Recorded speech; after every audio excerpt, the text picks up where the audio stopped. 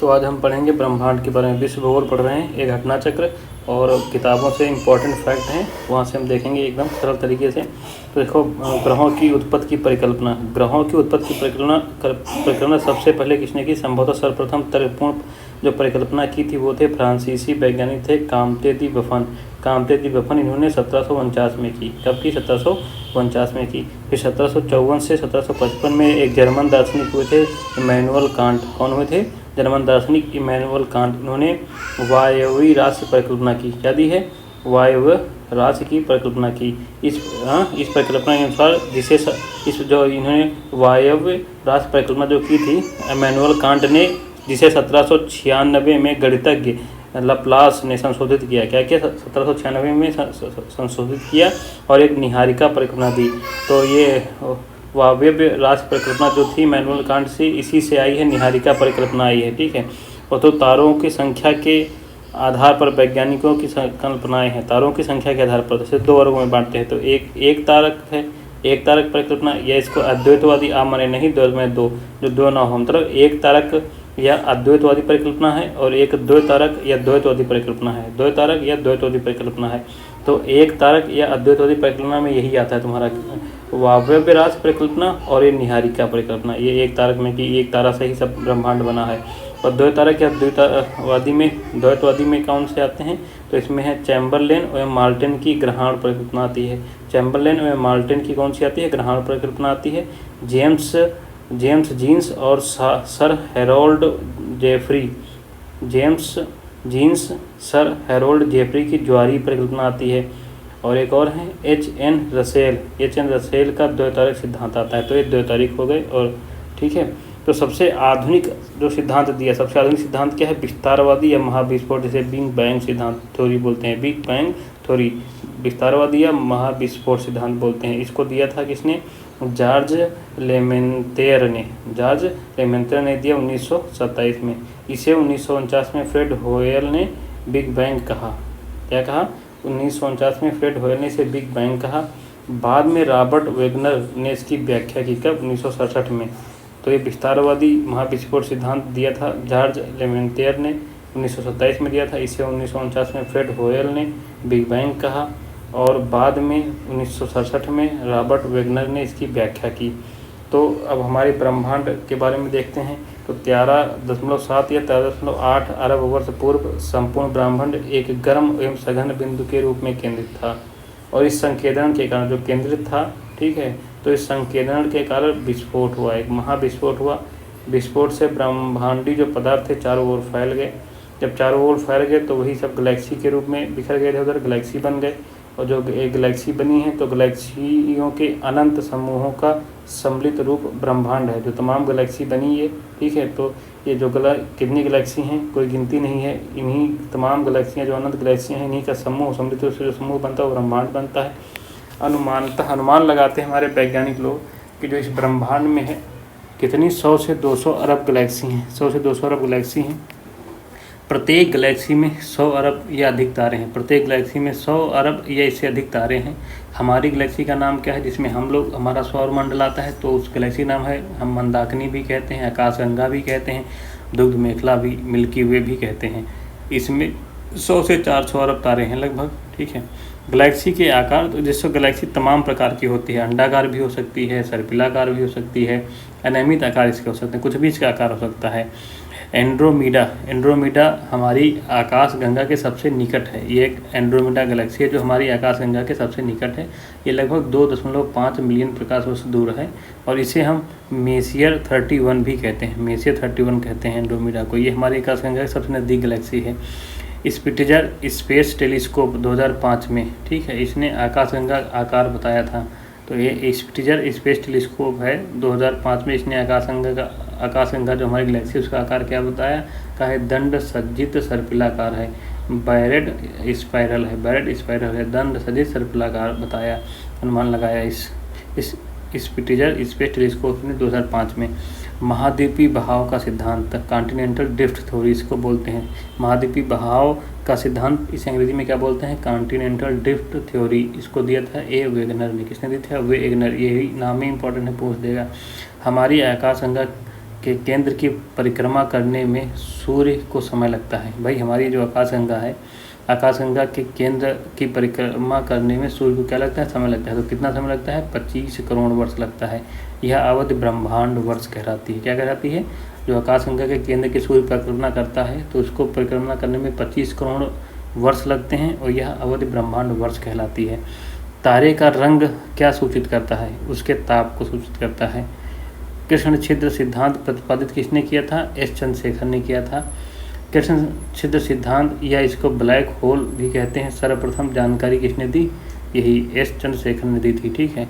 Supernova क्या है? एक मृत तारा है, अंतरिक्ष में नहीं पाया जाता है। क्या नहीं पाया जाता है? ब्रिटल स्टार, क्योंकि इसका नाम है ब्रिटल स्टार तो हम विकल्प में लगा सकते हैं एक ही स्टार है, तो ये समुद्र जीव है, ये अंतरिक्ष में नहीं पाया जाता है। ये क्वेश्चन है जो भाई थ्योरी में नहीं बैठे थे उनको अलग से हमने पॉइंट बना के लिख दिया है।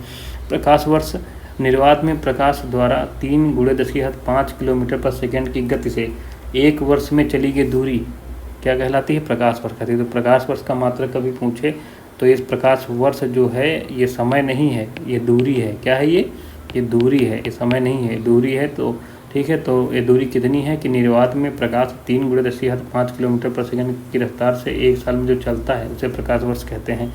तो अगला पॉइंट है, यदि एक प्रेक्षक तारों को क्षितिज से लंबवत उठते देखता है, तारों को क्षितिज से, क्या देखे? क्षितिज से, हम लोग यहाँ नहीं देखते तो यहाँ पृथ्वी आकाश मिलता दिखता है, तो यहाँ से अगर लंबवत उठते देखता है तारों को तो वह अवस्थिति कहाँ पर होती है? तो यह अवस्थिति कहाँ होती है? विषुवत रेखा पर होती है। कहाँ पर होती है?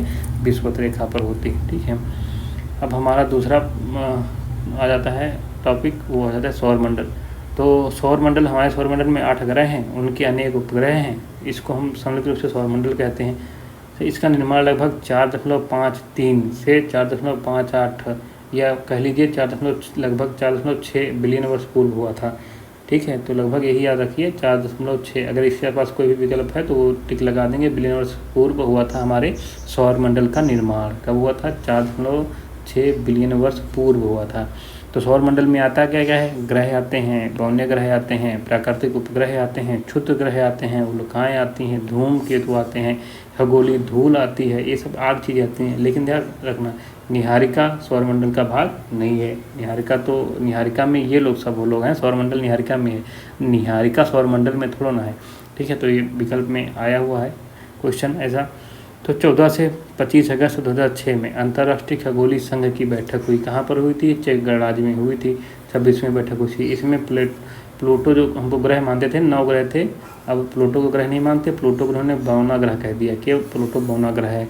तो और ग्रह की इन्होंने एक परिभाषा दी। इनके अनुसार ग्रह कौन है कि जो सूर्य की परिक्रमा करे, स्वयं का गुरुत्वाकर्षण हेतु पर्याप्त पदार्थ हो, तब स्वयं के गुरुत्वाकर्षण के लिए उसमें पर्याप्त पदार्थ हो ताकि दृढ़ पिंड शक्तियों को वशीभूत कर सके और जल स्थितिक संतुलन बनाए रखे। लगभग मतलब जल स्थितिक संतुलन तो गोलाकार अपने आप को बनाए रखे। परिक्रमा के दौरान निकट ग्रह की कक्षा ना काटे, और अपनी जब परिक्रमा करे तो निकट ग्रह की कक्षा वो ना काटे। तो ये इन्होंने ग्रह की परिभाषा दी। ये पूछ सकता है, क्वेश्चन विकल्प में दे सकता है। अब पार्थिव ग्रह कौन होते हैं? ये पार्थिव ग्रह ठोस होते हैं, जैसे बुध, शुक्र, मंगल और पृथ्वी। बुध, शुक्र, मंगल और पृथ्वी ये पार्थिव ग्रह हैं। गैसीय ग्रह क्या होते हैं? यहाँ पर गैस की मतलब मात्रा ज़्यादा होती है, जैसे बृहस्पति है, शनि है, यूरेनस है, नेपच्यून है। इन्हें बड़े आकार के कारण जोवियन मतलब बृहस्पति के समान भी कहते हैं। जोवियन ग्रह या बृहस्पति के समान भी ग्रह कहते हैं। इनका आकार सबका बड़ा, बृहस्पति, शनि, यूरेनस और नेपच्यून। पृथ्वी का घनत्व जो है सर्वाधिक है, इसका 5.5 ग्राम प्रति सेमी क्यूब है। 5.5 ग्राम प्रति सेमी क्यूब है औसत घनत्व पृथ्वी का, और सबसे अधिक है ग्रहों में। इसके बाद घटते क्रम में देखें तो बुध का है, फिर बुध से कम शुक्र का है, शुक्र से कम मंगल का है, मंगल से कम बृहस्पति का है, फिर बृहस्पति से कम शनि का है, फिर अरुण का कम है, फिर वरुण का। तो सबसे ज़्यादा पृथ्वी तो क्रम देख लेते हैं, घटते क्रम में है सबसे ज़्यादा पृथ्वी, फिर बुध, फिर कम शुक्र, फिर उससे कम मंगल, फिर उससे कम बृहस्पति, उससे कम शनि का, फिर अरुण का, फिर वरुण का। तो ये हमारा सौरमंडल है। देखो सूर्य है सबसे नज़दीक, हमारा ग्रह कौन है तुम्हारा? बुध। ठीक है, और फिर कौन है हमारा? शुक्र होता है ये। ठीक है, और फिर क्या होती है हमारी? पृथ्वी होती है, फिर मंगल होता है। और मंगल और बृहस्पति के बीच जुपिटर बोलते हैं बृहस्पति को, तो इसके बीच में एक देखो एक परत पाई जाती है जिसको क्षुद्र ग्रह कहते हैं, क्षुद्र ग्रह की पट्टी कहते हैं। ठीक है, इसमें तमाम एस्ट्रॉयड हैं, ये सब हैं। तो ये क्षुद्र ग्रह की पट्टी पाई जाती है किस ग्रह के बीच में? मंगल और बृहस्पति के बीच में पाई जाती है। इसके बाद शनि है, स्टर्न है, फिर यूरेनस है हमारा, ठीक है, फिर यूरेनस, उसके बाद क्या तुम्हारा नेपच्यून है, क्या तुम्हारा नेपच्यून है। तो ये हमारे ग्रह हो गए, ठीक है। तो ग्रहों को देख लिया हमने। तो ग्रहों के बारे में कुछ है तुम्हारा, देखो बुध सूर्य के चारों ओर एक परिक्रमण कितने दिन में लगाता है, 88, देखो यही सब दिया है, ठीक है, 88 दिन में लगाता है सूर्य के चारों ओर। और अपने अक्ष पर घूर्णन कितने दिन में कर लेता है, 59 दिन में कर लेता है। और शुक्र सूर्य के चारों ओर परिक्रमण कितने दिन में करता है, 255 दिन में कर लेता है। अपने अक्ष पर घूर्णन कितने दिन में कर लेता है, 243 दिन में शुक्र। पृथ्वी, ठीक है, 365 दिन में सूर्य की ओर परिक्रमण करती है, अपने अक्ष पर घूर्णन 1 दिन में कर लेती है। चंद्रमा की संख्या इसकी कितनी है, 1 है। मंगल क्या करता है, सूर्य के चारों ओर परिक्रमण करता है 687 दिन में, अपने अक्ष में क्या करता है, 1 दिन में भी करता है। तो पृथ्वी और इसका अपने अक्ष पे घूर्णन बराबर है, ठीक है, 1 दिन है। और इसके मंगल के चंद्रमा कितने हैं, 2 हैं, ठीक है। और ये हैं आंतरिक ग्रह कहलाते हैं, सूर्य के बहुत नज़दीक हैं और चट्टानों से बने हैं, इनको पार्थिव ग्रह या नज़दीक ग्रह कहते हैं, ठीक है। ये हो गया। फिर देखते हैं बृहस्पति, ये सूर्य के चारों ओर परिक्रमण कितने साल में करता है, 11 साल 11 महीने में, लगभग मान लो 12 साल में करता है। और अपने अक्ष पे घूर्णन 9 घंटे में, 9 घंटे 56 मिनट में कर लेता है। इसके जो उपग्रह चंद्रमा कितने हैं, 53 है लगभग। अब डाटा बढ़ गया है, पुराना एनसीईआरटी का मैप है, तो याद रखना, आगे डाटा अपडेट कर लेना। शनि जो है सूर्य के चारों ओर एक परिक्रमण 29 साल 5 महीने में करता है, 29 साल 5 महीने, मतलब 29.5 साल में करता है। और ये अपने अक्ष पर घूर्णन कितने 10 घंटा 40 मिनट में कर लेता है, ठीक है। इसकी देखो एनसीईआरटी में जब छपी थी तो इसमें 53 है, तो 89 के आसपास हो गए ना इनके, और खोज लिया गया शनि के, तो अपडेट कर लेना, ठीक है। यूरेनस ये परिक्रमण करता है 84 साल में और अपने अक्ष पे 17 घंटे 14 मिनट में, ठीक है। और क्या करते हैं 17 घंटे 14 मिनट में। फिर नेपच्यून जो है 164 साल लगाता है, क्योंकि सबसे दूर है तो सबसे ज़्यादा साल इसके लगते हैं।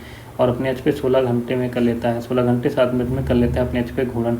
तो सबसे कम समय घूर्णन में कौन लेता है, ये लेता है कौन, 9 घंटे 56 मिनट। कौन है ये, बृहस्पति। तो ये पूछ सकता है, सबसे कम घूर्णन लेता है 9 घंटे तुम्हारा लेता है, ठीक है, लगभग 9 घंटे 56 मिनट, लगभग 10 घंटे लेता है। उसके बाद इससे सब ज़्यादा समय लेते हैं, ठीक है। तो ये हो गया हमारा सौरमंडल। हम मैप में देख लेते हैं। तो ये सौरमंडल को भी पूछ सकता है, सूर्य से बढ़ती दूरी पर पूछ सकता है, घटती दूरी पर पूछ सकता है। तो ये हो गया। और घनत्व के पूछे तो घनत्व तो तुम्हारा है घटते क्रम में, यही पृथ्वी बुध शुक्र मंगल बृहस्पति शनि अरुण वरुण, एक घटते क्रम है, ठीक है। उसके बाद आ जाते हैं सूर्य में। सौरमंडल का लगभग 99.8% द्रव्यमान केंद्रित है सूर्य में ही, ठीक है। सूर्य मतलब 99.2% जो बचा है वो सारे ग्रह इसी में समा जाते हैं, समझ रहे हैं।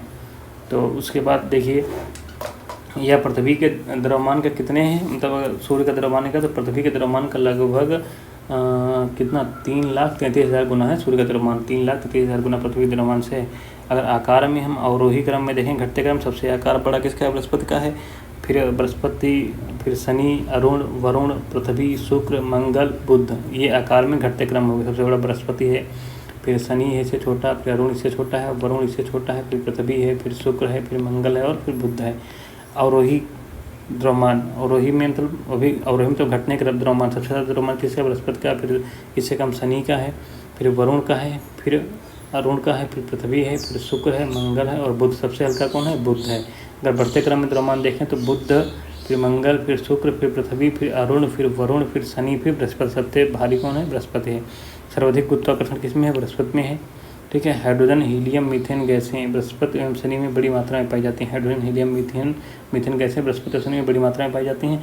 बराहमिहिर ने 1000 वर्ष पूर्व ही बता दिया था कि चंद्रमा पृथ्वी की परिक्रमा करती है और पृथ्वी सूर्य की परिक्रमा करती है। 6ठी शताब्दी में बता दिया था, किसने, बराहमिहिर ने बता दिया था, ठीक है। जर्मन खगोलविद जोहान्स केपलर ने, जर्मन खगोलविद जोहान्स केपलर थे, उन्होंने ग्रही गतियों के 3 आधारभूत नियमों को दिया था। इन्होंने ग्रही गतियों के 3 आधारभूत नियम दिए थे। इटली के वैज्ञानिक गैलीलियो, ठीक है, इटली के वैज्ञानिक जो गैलीलियो थे, ठीक है, गिरने वाले पिंडों के आधारभूत नियमों का निरूपण किया था। और आइजैक न्यूटन ने गुरुत्वाकर्षण और गति के नियमों का प्रतिपादन किया था। आइजैक न्यूटन ने क्या किया था, गुरुत्वाकर्षण और गति के नियमों का प्रतिपादन किया था। निकोलस कापरनिकस ने सूर्य ब्रह्मांड के केंद्र में, पृथ्वी उसकी परिक्रमा करती है, 1514 में बता दिया था, ठीक है। फिर नासा के अनुसार पृथ्वी से 109.2 गुना बड़ा है, क्या है, सूर्य, ठीक है। और इसकी त्रिज्या है 6,95,700 किलोमीटर की त्रिज्या है, सतह का तापमान लगभग इसके 5500 सेंटीग्रेड है। सूर्य से पृथ्वी की दूरी है 149.6 मिलियन किमी। सूर्य से पृथ्वी की दूरी 149.6 मिलियन किमी है। सूर्य की समस्त ऊर्जा का स्रोत नाभिकीय संलयन है। ये नासा ने बताया है, नासा का अनुमान है। ठीक है, ग्रहण प्रतिपदा, ठीक है, न्यू मून डे, ठीक है, ग्रहण प्रतिपदा या न्यू मून डे या अमावस्या भी कहते हैं। ठीक है, ग्रहण प्रतिपदा, न्यू मून डे या अमावस्या को किसी भी परिस्थिति में 7.5 मिनट से अधिक नहीं होता है। ठीक है, अमावस्या जो होती है ये किसी भी स्थिति में 7.5 मिनट से अधिक नहीं होती है। प्रकाश मंडल से सौर तूफान तीव्र गति से निकलता है, जिसका कारण वह सूर्य की आकर्षण शक्ति को पार कर अंतरिक्ष में चला जाता है। इसे सौर ज्वाला कहते हैं। तो सौर ज्वाला क्या है कि जब प्रकाश मंडल से सौर तूफान तीव्र गति से निकलता है और जिस कारण वह सूर्य की आकर्षण शक्ति को पार कर जाता है और अंतरिक्ष में चला आता है, इसे सौर ज्वाला कहते हैं। पृथ्वी वायुमंडल में हवा के कणों से टक्कर खाते हैं। जो पृथ्वी का वायुमंडल है ना, तो ये जो सौर ज्वाला आ रही है, पृथ्वी के वायुमंडल में जो कण है उनसे टक्कर खाता है, जिससे रंगीन प्रकाश पैदा होता है, जिसको अरोरा बोलते हैं। क्या बोलते हैं? अरोरा। और इस अरोरा को उत्तरी पोल पे, उत्तरी ध्रुव पे हम अरोरा बोरियालिस बोलते हैं। अरोरा बोरियालिस उत्तरी ध्रुव पर क्या बोलेंगे, और अरोरा बोरियालिस। और दक्षिणी ध्रुव पर क्या बोलेंगे? अरोरा ऑस्ट्रेलिस। क्या बोलेंगे? दक्षिणी ध्रुव पर अंटार्कटिका है ना, तो उसी नाम से याद रखना, अरोरा ऑस्ट्रेलिस बोलेंगे दक्षिणी ध्रुव पर। जो ये सौर ज्वाला आ रही है, जब पृथ्वी के वायुमंडल के कणों से टकराएगी तो एक रंगीन प्रकाश पैदा होगा। जब रंगीन प्रकाश पैदा होगा तो उत्तरी ध्रुव पर उसको अरोरा बोरियालिस बोलेंगे, दक्षिणी ध्रुव पर अरोरा ऑस्ट्रेलिस बोलेंगे। ऑस्ट्रेलिस मतलब दक्षिण ध्रुव पे अंटार्कटिका है ना, तो इससे याद रखना ऑस्ट्रेलिस आ से। फिर प्रभामंडल चंद्रमा अथवा सूर्य के चारों ओर पछाप एवं पछाप स्तरीय बादलों के अपवर्तन से बने श्वेत दूधिया रंग के छल्ले को क्या कहते हैं? प्रभामंडल कहते हैं। तो जैसे चाहे वो चंद्रमा हो अथवा सूर्य हो के चारों ओर जो पछाप, जिनको हम साइरस क्लाउड कहते हैं, और पछाप स्तरीय जिनको साइरो स्टेटस क्लाउड कहते हैं, इन बादलों में जो प्रकाश है ना प्रकाश के अपवर्तन से श्वेत दूधिया रंग के छल्ले बनते हैं। इन दूधिया छल्ले जो बनते हैं श्वेत रंग के, इन्हें हम प्रभामंडल कहते हैं। ठीक है, तो देखो ये सूर्य की लेयर है, तुम्हारी लेयर आप सन देख लेते हैं। देखो एक इनर लेयर है, सबसे पहले कोर होती है, उसके बाद रेडिएटिव जोन होता है, ये तुम्हारा रेडिएटिव जोन हो गया। उसके बाद कन्वेक्शन जोन होता है, ये तुम्हारा कन्वेक्शन जोन हो गया। फिर आउटर लेयर है, आउटर लेयर में फोटोस्फीयर होता है, ये विजिबल फ्रॉम अर्थ, ये पृथ्वी से फोटोस्फीयर जो है ये पृथ्वी से दिखाई पड़ता है। इसका तापमान देखो 4000 से 6500 केल्विन होता है। और फिर क्रोमोस्फीयर होता है, क्या होता है हमारा? क्रोमोस्फीयर होता है। ये क्रोमोस्फीयर ये होता है बाहर, सबसे बाहर देखो कि पहले एक ट्रांजिशन जोन होता है, ट्रांजिशन रीजन होता है। इसका 8000 से 5 देखो कितना 8000 से 5 लाख केल्विन तक ताप होता है। ठीक है, उसके बाद कोरोना होता है ये। ठीक है, कोरोना होता है। ठीक है, कोरोना क्या है? ये बाहरी भाग है, सामान्य आँख से केवल पूर्ण सूर्य ग्रहण के समय ही नजर आता है। इसलिए इस कोरोना को हम सूर्य ग्रहण में बगैर चश्मा लगाए सूर्य को नहीं देखते हैं, क्योंकि कोरोना नज़र आता है, आँखों पे हमें इफेक्ट डाल सकता है। वे सन स्पॉट देखो बन रहे हैं इसमें। ठीक है, ये फ्लेयर है, सोलर, यही फ्लेयर बोलते हैं। ये तुम्हारे किसका? सौर ज्वाला को जब निकलता है। ठीक है, सौर ज्वाला जहाँ से निकलते हैं वहाँ काले धब्बे पड़ जाते हैं, जिन्हें हम सन स्पॉट बोलते हैं। तो यहाँ से सौर ज्वाला निकलती है तो वहाँ पर काले धब्बे बन जाते हैं।